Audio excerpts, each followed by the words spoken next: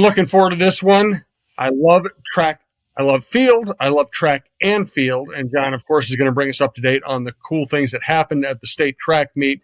We're also going to do softball, tennis, upcoming tournaments. And as always, John is going to thank a ref and let you know who the most valuable teammate of the week is. This is Preps Today with John Millea, our Preps sports and activities show at talknorth.com. John writes for MSHSL.org.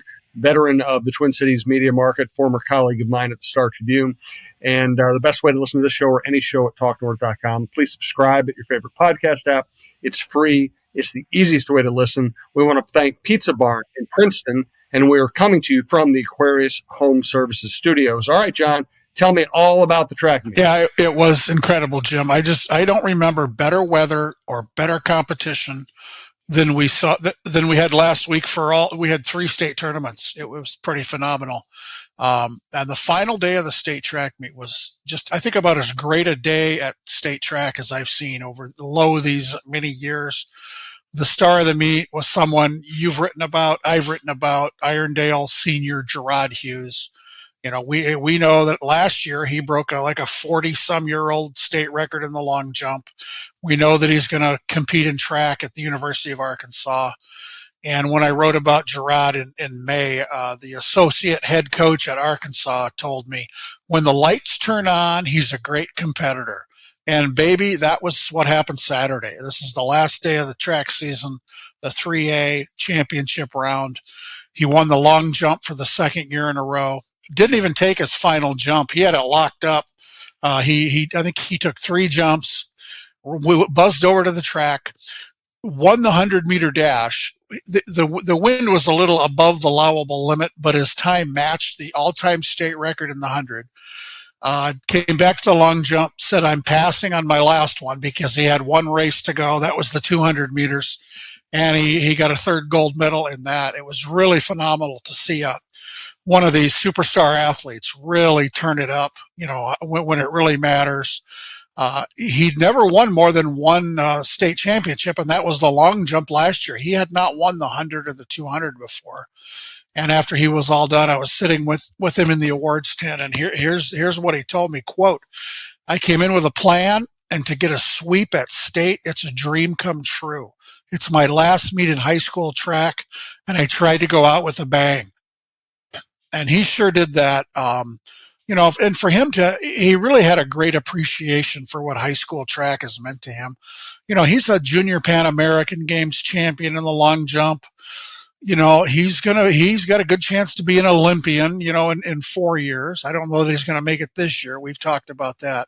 But just to have that kind of a high level kid really show appreciation for what high school track has meant to him. And we talked about, the legacy he's left. Just exceptional. I enjoyed talking to Gerard this year many times, watched him compete a lot. But he was one of 2 all-time state record holders at state. Apple Valley senior Dwayne Brown Jr., he's a 400-meter specialist. He broke the state record in that earlier this year. He won the Class 3A 400 last weekend. We'll see more of him. He's going to run for the Gophers. That's exciting. This is a cool story in the Class 2A boys team race. The winning team was Fridley. They only had 6 kids qualify for state. So these are 6 quality athletes to score enough points to win the whole thing. The star's Lorenzo Hampton III. He's only a sophomore. He won both hurdles titles, 300-meter hurdles and the 110. Oh, no, he won the 300s, was 7th in the 110 hurdles. They have some great long jumpers at Fridley. Isaiah Watson, Fadel Johnson finished 2nd and 3rd. And then in the 4x100 relay, Fridley's team finished 4th. That's really a great accomplishment for a team that small to win a state title. Along with Gerard winning 3 events, Providence Academy's Brooke Honecker, she was a superstar in Class 2A. She swept the 100, the 200, and the 400. And off the track, I just want to say great work by everybody at St. Michael Albertville High School for hosting the track meet. They've done it for a few years now. Their stadium is one of the best in the state, but more importantly than the facilities, their people are absolutely first rate. These are complicated events. This is 3 days of competition, days of prep before that, long days, hard work by a lot of people. So thanks to St. Michael Albertville activities director Keith Cornell. He leads the parade there, and then everybody else there for an outstanding job. They had volunteers everywhere you looked. They did a great job. So a great state track meet.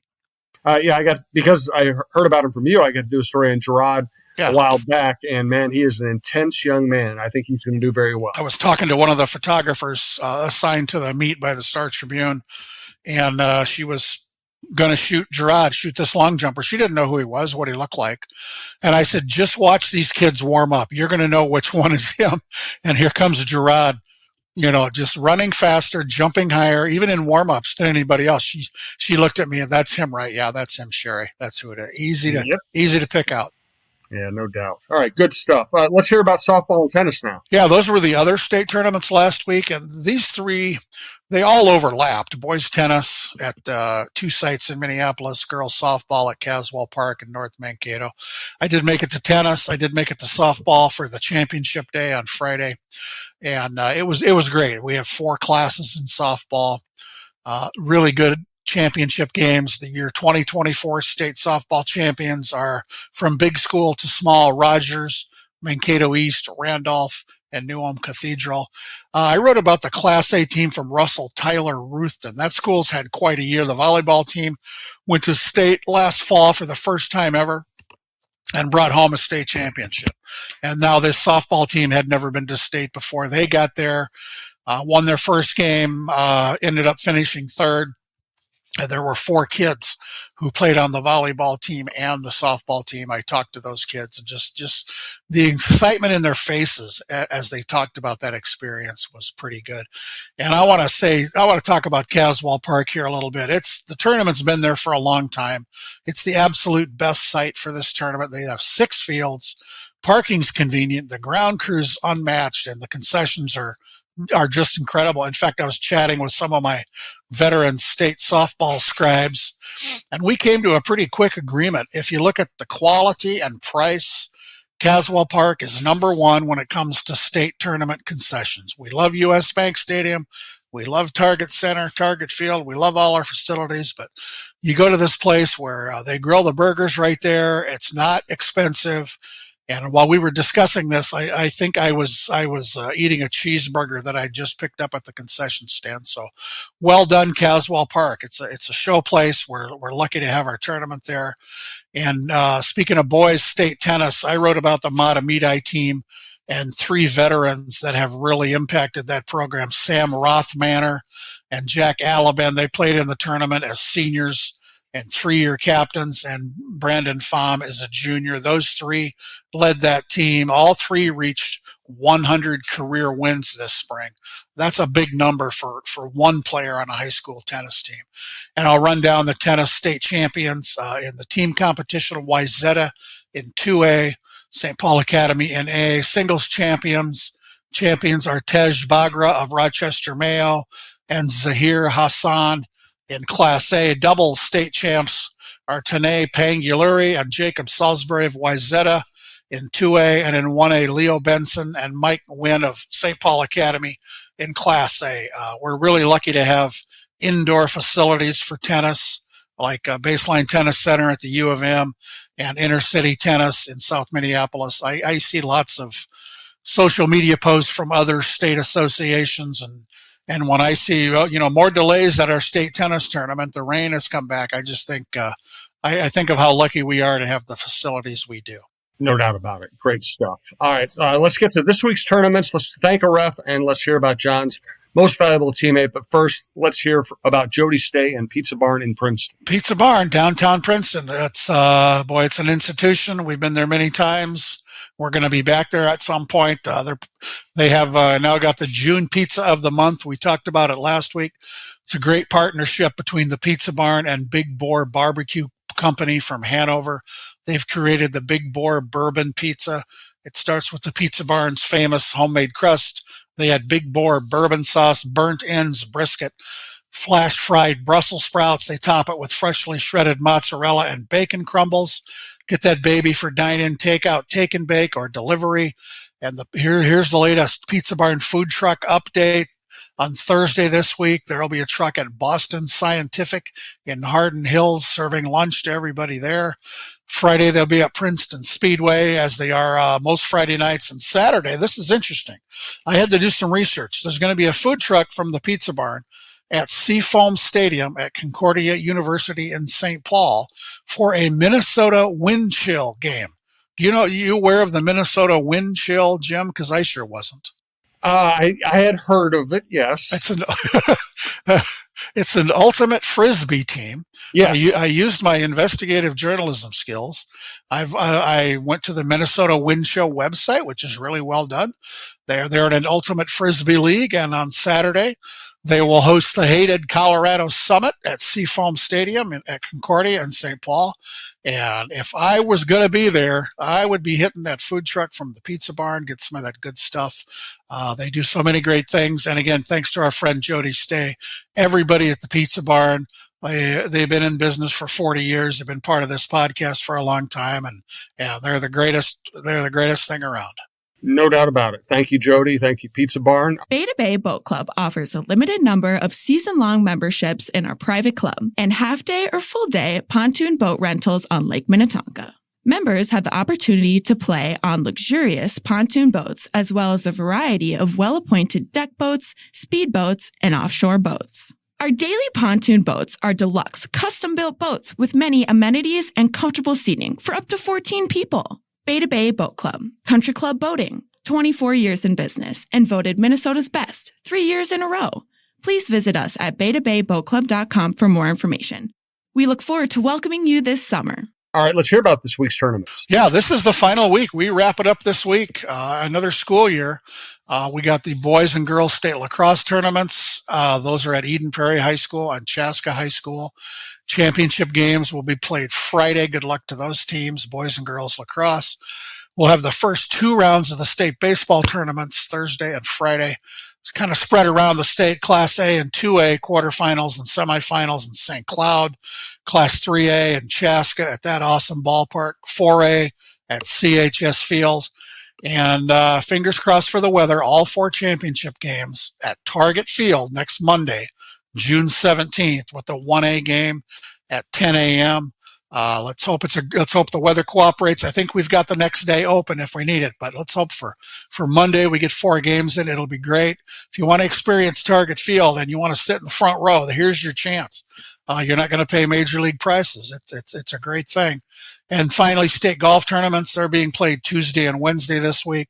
This is a 3-class sport, with Class A at Pebble Creek and Becker, 2A at Ridges of Sand Creek and Jordan, 3A at Bunker Hills and Coon Rapids. I did a kind of a preview of the golf tournaments.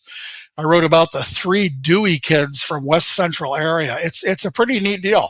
There's 3 siblings, Mitchell, Marshall, and Miley, all qualifying for the Class A tournament in Becker. Mitchell's a senior, Marshall's a sophomore, Miley's a 7th grader. I talked to them and pretty nice kids, super nice kids. They live on the golf course at Elbow Lake, so they can swing a club. So good luck to everybody in this week's tournaments, and let's just keep, like I said, fingers crossed for the weather.